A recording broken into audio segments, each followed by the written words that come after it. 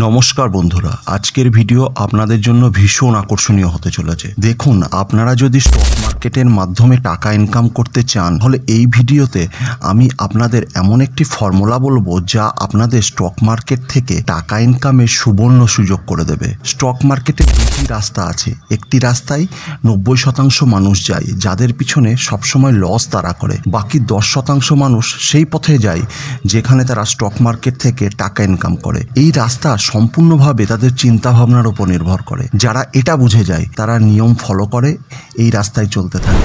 যদি ভুল পথে গিয়ে আপনারা ইনভেস্ট করেন তাহলে আপনাদের প্রফিট করে বেরোনো মুশকিল। বিষয়টি অবশ্যই লং টার্ম ইনভেস্ট যারা করেন তাদেরকে অবশ্যই জেনে রাখা উচিত। যারা ইনভেস্ট করে জীবনে গ্রোথ চাই, বরং রিলস দেখে নয়। দেখুন, ইনভেস্ট করে সবাই পয়সা ইনকাম করতে পারে না। কিছু পার্সেন্ট মানুষ আছে যারা ইনভেস্ট করে ইনকাম করে। ভিডিওটি আজকে তাদের জন্যই। মার্কেট সাইকোলজি যদি একবার বুঝে যান তাহলে আপনারা স্টক মার্কেটের পথ চলা যুদ্ধে এমনিতেই অর্ধেক জয়ী হবেন। যারা নতুন নতুন স্টক মার্কেটে ইনভেস্ট করে বেশিরভাগ কি করেন, তারা প্রথমে কোনো একটা স্টক কিনে নেয়, তারপর তারা সেই স্টকের বিষয়ে তখন স্টাডি করতে শুরু করে। এটা একদমই কিন্তু ভুল পদক্ষেপ। বিষয়টি অতটাও সহজ নয়। আপনাকে নিজেকে শান্ত রাখতে হবে, তারপর স্টাডি করে স্টক কেনার জন্য প্ল্যান করতে হবে।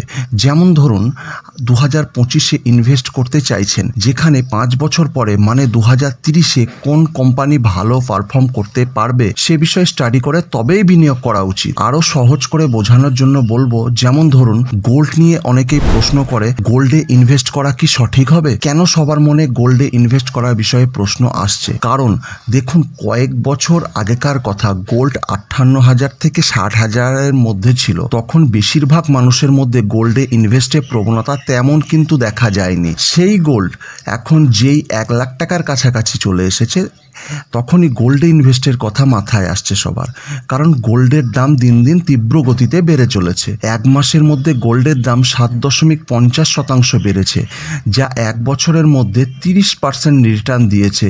আর লং টার্মে সবসময় হাই রিটার্ন দিয়েছে। এখানেই বেশিরভাগ মানুষ ফেঁসে যায় এবং ভুল করে বসে। গোল্ডের দাম বেড়েছে তাই বেশি মানুষ ইনভেস্ট করার পথ হিসাবে গোল্ডকে বেছে নিচ্ছে। কিন্তু যে শেয়ার গ্রোথ করতে শুরু করেছে, আগামী দিনে গোল্ডের মতোই গ্রোথ করবে, সেদিকে কিন্তু কারো নজর থাকে না। দেখুন, গোল্ড রিটার্ন দেওয়ার সর্বোচ্চ পথ পেরিয়ে এসেছে। যে সময় গোল্ড গ্রোথ করতে শুরু করেছিল সেই সময় কারো নজরে ছিল না। দেখুন, মার্কেট অ্যাপ্রোচ সেটাকেই বলে প্রেজেন্টে থেকে ফিউচারকে সঠিকভাবে প্রেডিক্ট করে সেখানে ইনভেস্ট করা। আপনার করা অ্যানালাইসিস সঠিক হয়েছে না ভুল হয়েছে সেটা পরের বিষয়, কিন্তু মার্কেট অ্যাপ্রোচ সঠিক হওয়া চাই। 90% মানুষ এজন্যই ভুল পথ বেছে নিয়ে থাকে, কারণ তারা বর্তমানে ট্রেন্ডিং বিষয়ের উপর ছুটতে থাকে। সে গোল্ড হোক বা অন্য কোনো শেয়ার যখন 100 টাকায় থাকে তখন কেউ দেখে না। সেই শেয়ার যখন 1000 টাকা হয়ে যায় তখন সবাই ইনভেস্ট করতে চায়, কারণ 100 টাকার শেয়ার এখন 1000 টাকায়, মানে 10 গুণ বেড়েছে। তাই একবার ভাবুন,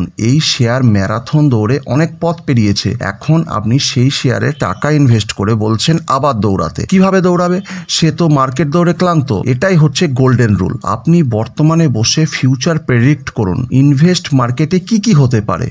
গোল্ড ফিউচারে উপরে যাবে নাকি নিচে নামবে? কোন কোম্পানির ভালো ব্যবসা হবে? কোন সেক্টরে পোটেনশিয়াল দিক ভালো রয়েছে? এগুলো তৈরি করুন। আমরা বেশিরভাগ কি করি, যে বিষয় টপে চলে যায় তার পিছনে ছুটতে শুরু করি, তারপর তাতে ইনভেস্ট করি। যখন সেই স্টক অলরেডি ওভারফ্লো হয়ে যায়, ফলে কি হয়, স্টক নিচের দিকে নামতে শুরু করে। তখন বলবেন আমার পোর্টফোলিও 30%, 40%, 50% নেমে গেছে। এটাই হওয়ার ছিল, কারণ আপনি স্টক যখন ওভারফ্লো ছিল তখন র্যান্ডম বাই করে তাতে ইনভেস্ট করেছেন। এজন্য আপনাদের এই গোল্ডেন রুল মেনে ইনভেস্ট করা উচিত। এখন বর্তমান সময়ে দাঁড়িয়ে আপনাকে বিবেচনা করতে হবে কোন স্টক আগামী দিনে ভালো প্রফিট দিতে পারবে। যারা এই রিস্ক নিয়ে টাকা ইনভেস্ট করে তারাই সাকসেসফুল হয়ে থাকে। যারা নতুন নতুন স্টক মার্কেটে ইনভেস্ট করতে যায় তারা বেশিরভাগ বড় বড় স্টকে ইনভেস্ট করে থাকে। সেই সমস্ত স্টকগুলি অল্প সময়ের মধ্যে বেশি গ্রোথের চান্স খুবই কম থাকে, কারণ সেই সমস্ত স্টকগুলো অলরেডি অনেক জার্নি করে ওভারফ্লো করছে। আমি আপনাদেরকে এটাই বোঝাতে চাইছি, প্রেজেন্টে দাঁড়িয়ে ফিউচারে কি কি হতে পারে সেটা প্রেডিক্ট করে ইনভেস্ট করতে শিখুন। মানে ছোট ছোট company, small cap, mid cap, এগুলোকে ভালোভাবে স্টাডি করে ইনভেস্ট করুন, যাতে এরা ভবিষ্যতে ভালো জায়গায় পৌঁছে আপনাকে ভালো রিটার্ন দিতে পারে। তবে এখানে অবশ্যই রিস্ক আছে।